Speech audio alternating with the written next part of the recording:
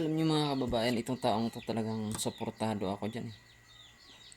Suportado ako niyan dati. Akala ko, siyempre, pinaglaban niya yung sahod ng ano. Gusto niya pinapataas ng sahod ng manggagawa. So ito si Eli Soriano. Tangina na balimbing na tao ata eh. Kaya manawagan ako sa inyo, putang ina, huwag nyo nang iboto tong taong to. Balimbing to, balimbing. Totoo yan. Nasilaw lang yan sa pera.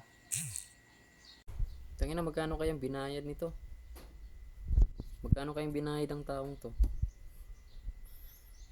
Ito yung taong yung taong traidor. Siyempre, bakit ko sabing traidor? Siyempre, bayaran ka lang ng pera. Pag nakita ka na ng pera, limpak-limpak na pera, putang ina, sino pang hindi magbabaliktad? Diba? Tapos may pasigaw-sigaw pa to yung taong to na ipaglaban ng karapatan. Ibalimbing ka rin pala eh. Tignan, wala kang kwentang tao. O, tignan mo yun o, tignan nyo yung ano niya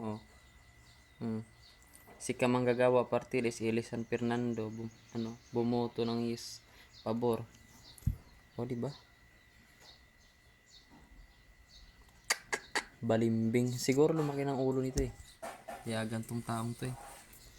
Isa lang masasabi ko sa'yo, Kupal. Last term mo na yan.